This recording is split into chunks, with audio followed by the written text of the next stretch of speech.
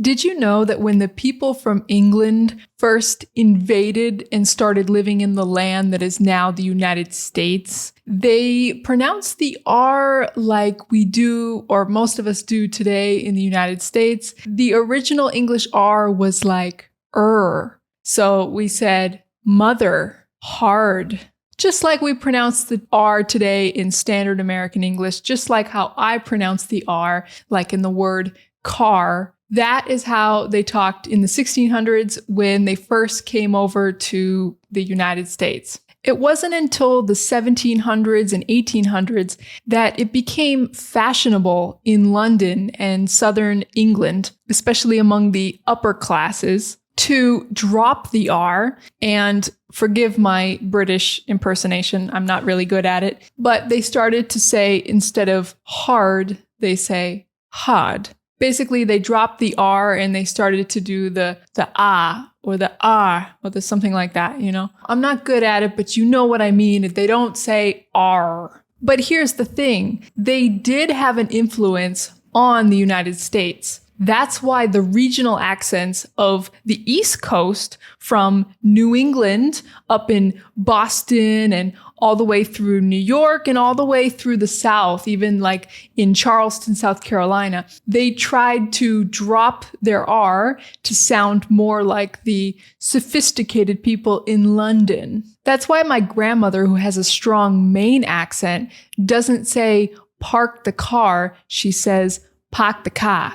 That is like a Boston accent. So that's why the regional accents of the East part of the United States, especially the East Coast, they do drop the R. But all of the people who moved out to the Midwest is like over by Chicago and even further west, all the way to California. These people maintained the original R. So eventually these people established geographical dominance over the country. And the original R pronunciation was more neutral, and it was good for all classes, not just people trying to imitate the upper class. So the media took it and ran with it. So the standard American English R pronunciation became the default English, the media-friendly English. That's why nowadays, most of the younger generations, like my generation, like Gen Z, millennials, and even younger, most of us don't have or use the regional accents. Most of us just speak a homogenized standard American English,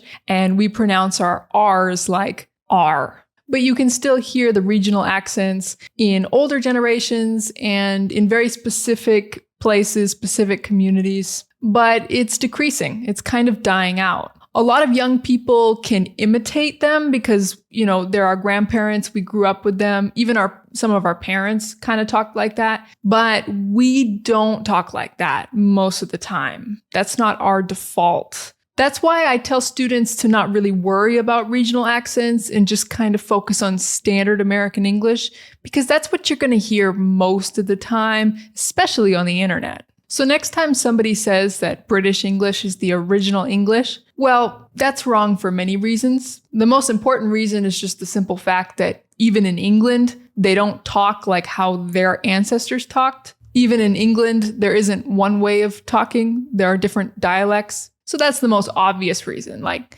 nobody today speaks the original version of their language. But another interesting reason that you might not have thought of, and that I didn't even know until recently, is the fact that the standard American English dialect actually pronounces the R more like original English, while the British just randomly decided that they don't think it's cool to pronounce the R like that anymore. They don't think it sounds sophisticated. And that, of course, also affected Australian English. So if you ever hear a British or Australian person saying that Americans pronounce the R strange, you can tell them that we actually use the original R pronunciation. But it doesn't matter. Different dialects are what makes life and languages interesting. So let me know in the comments, as a person who is learning English, do you prefer the original R pronunciation, the R, Or do you prefer the British and Australian R pronunciation? If you prefer dropping the R, then you probably will like the Boston and New York accents. I'm thinking about making a video comparing those two accents because they're pretty funny. And a lot of people can't really identify what makes them different, but